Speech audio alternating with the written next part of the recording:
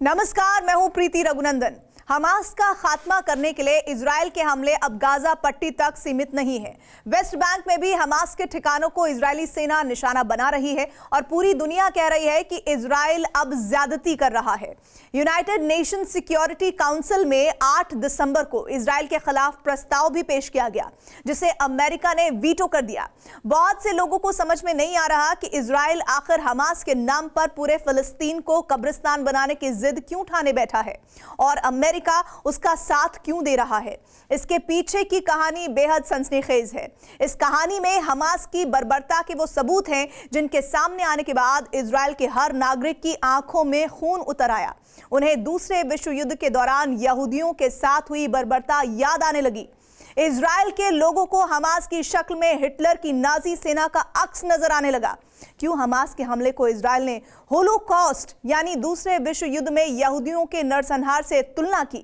इसी पर है हमारी ये टेली सीरीज अमानुष, मॉन्स्टर ऑफ मैनकाइंड, जिसके पहले एपिसोड में देखिए 7 अक्टूबर को इजराइल में हुई बर्बरता, टेल्स ऑफ ब्रूटैलिटी।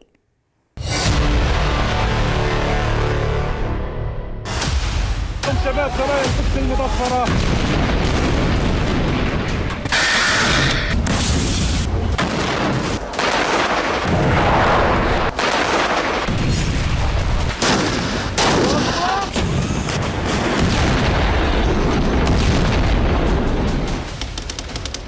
आठ अक्टूबर 2023, बेरी किबुत्ज, इजराइल।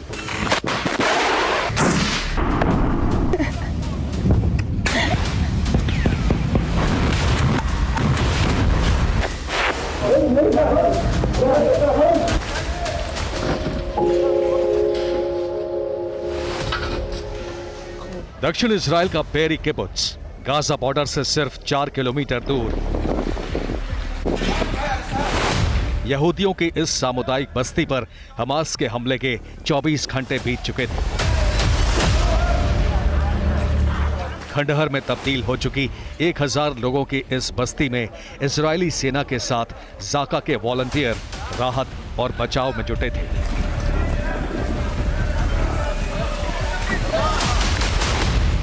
हमास के हमले की तस्वीरें बाहर से जितनी डरावनी थी, अंदर की कहानी उतनी ही बर्बरता से भरी हुई।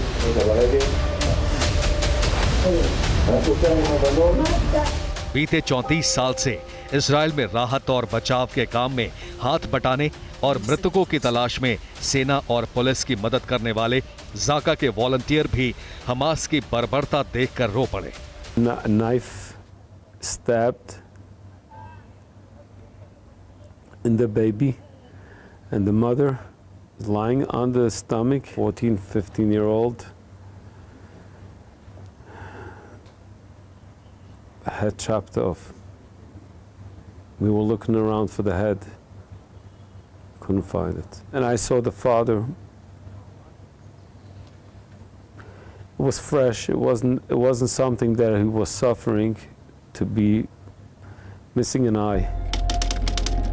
9 October 2023, Kfar Aza kibbutz, Israel. Beeri से लगभग 12 किलोमीटर उत्तर में फार अज़ा किबुत्ज का हाल भी बेरी किबुत्ज जैसा ही था। यहां जाका के वॉलंटियर जमाल वराकी एक घर में दाखिल हुए तो वहां का मंजर देखकर उनकी भी रूह कांप उठी। אתה נכנס לבתים, אתה מסתכל על המקרר, אתה רואה תמונה של 5 נפשות, משפחה, אבא, אמא, ילדים. אז אתה מסתכל, אתה רואה 5 גופות זרוקות על הרצפה, אתה אומר, או, מחקו את כל המשפחה. הם פשוט הרגו אותם ושמו אותם אחד על השני שם.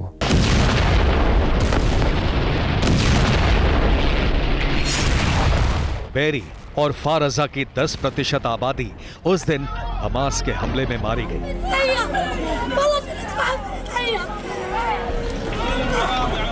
हमले की जो तस्वीरें हमास ने खुद जारी की, उनमें पूरी कहानी नहीं थी।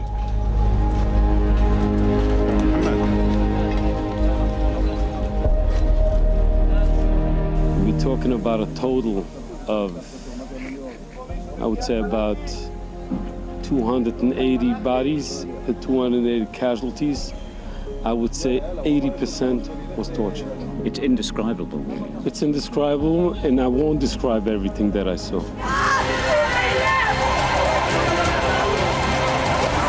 हमास के हमले की जो शुरुआती तस्वीरें सामने आईं, उनमें बाकी दुनिया को तो साहस नजर आया।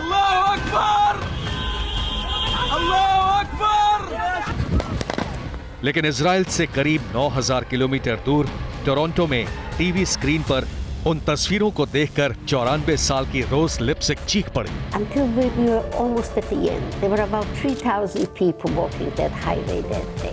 उनकी आंखों के सामने 8 दशक पहले उस नर्क का मंजर घूमने लगा जो उन्होंने दूसरे विश्व युद्ध के दौरान जर्मनी में देखा था।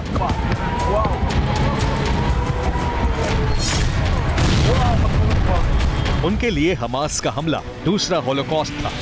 होलोकॉस्ट यानी हिटलर की नाजी सेना के हाथों यहूदियों का बर्बर नरसंहार।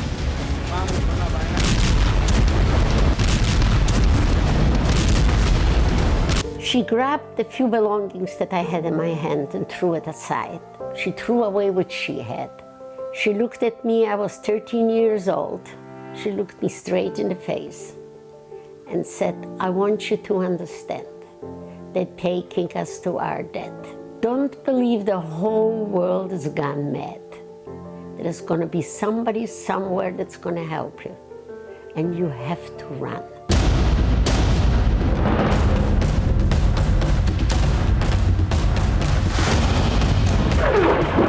हमास के हमले के बाद इजराइल के प्रधानमंत्री बेंजामिन नेतन्याहू ने भी यही कहा था कि ये होलोकॉस्ट के बाद सबसे भयानक हमला है।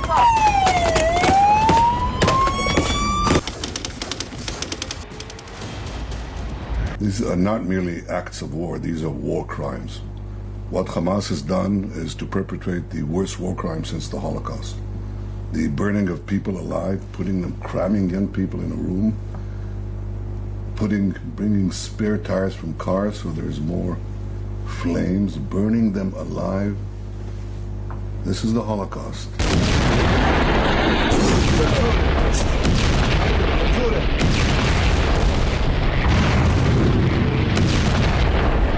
गाजा पट्टी पर हमास के ठिकानों पर इजराइल का हमला उसी बर्बरता का बदला लेने के लिए है, जिसके लिए इजराइल अब संयुक्त राष्ट्र की बात भी सुनने के लिए तैयार नहीं है।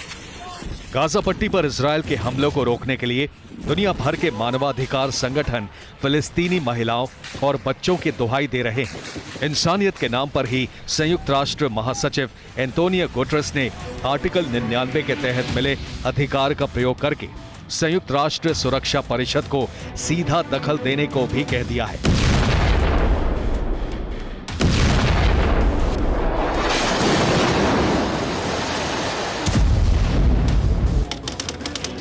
5 दिसंबर 2023 संयुक्त राष्ट्र मुख्यालय New York, America. Article 99 states, and I quote, Secretary General urges the members of the Security Council to press to avert a humanitarian catastrophe, and he appeals for a humanitarian ceasefire to be declared. Hamas के कब्जे में अब भी 130 से अधिक Israeli बंधक हैं, उनमें कई महिलाएं भी हैं, लेकिन इजराइल उन बंधकों की जान बचाने के लिए भी हमास के हाथों ब्लैकमेल होने के लिए तैयार नहीं है, क्योंकि इजराइल को ऐसे सबूत मिले हैं जिनसे साफ हो गया है कि हमास के कब्जे में जो महिलाएं हैं उनमें से कई को हमास के आतंकी जिंदा लाश बना चुके हैं।